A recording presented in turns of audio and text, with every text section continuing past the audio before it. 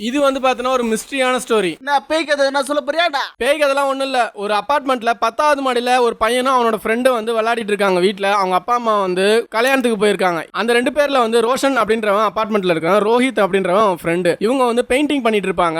சின்ன பசங்கள்ல பெயிண்டிங்லாம் நல்லா வரைவாங்க. பிளாக் பெயிண்ட் எடுக்கிறதுக்காக ரோஷன் வந்து போயிருக்கான் வெளியில. அப்போ ரோஹித் என்ன பண்ணிருக்கானா 10வது மாடியில இருந்து தபு கட்டின்னு கீழே குச்சிருக்கான். அடங்குனியா எதுக்கு தலை குச்சா?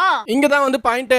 ரோஹித் வந்து கீழே குதிச்சிட்டானா, ஆனா அதை பார்த்த ரோஷன் வந்து அவனை காப்பாற்ற முடியலன்னு ரொம்ப ஃப்ரஸ்ட்ரேஷன் ஆயிட்டான். கிட்டத்தட்ட அவன் ஃப்ரெண்டை காப்பாற்ற முடியலன்னு அவன் வந்து ஒரு பேரலைஸ்டாவே ஆயிட்டான். அதுக்குள்ள அவங்க அப்பா அம்மா வந்து வந்திருக்காங்க. அவனோட நிலைமையை பார்த்து ரொம்ப கஷ்டமா இருக்கு, ரோஹித் வந்து கீழே குதிச்சிட்டான் அப்படின்னு சொல்லி இவன் வந்து கதறி இருக்கான். அதுக்கப்புறமா வந்து அவங்க அப்பா அம்மா வந்து இவனோட நிலைமையை பார்த்துட்டு இவனை வந்து ஹாஸ்பிட்டல் கூட்டு போயிருக்காங்க. யார் அந்த ரோஹித், என்ன ஏதுன்னு ஒரு பிரச்சனையும் புரியல இவங்களுக்கும். ஏன்னா இவங்க வந்து ஹஸ்பண்ட் அண்ட் ஒய்ஃப் எப்பவுமே சண்டை போட்டுனே இருப்பாங்க. எல்லாரும் வீட்டுல நடக்குதுதானே. இதுல எனக்கு ஒரு டவுட், ரோஹித்னு ஒரு ஃப்ரெண்ட் இருக்கிறதே தெரியாதா உங்களுக்கு?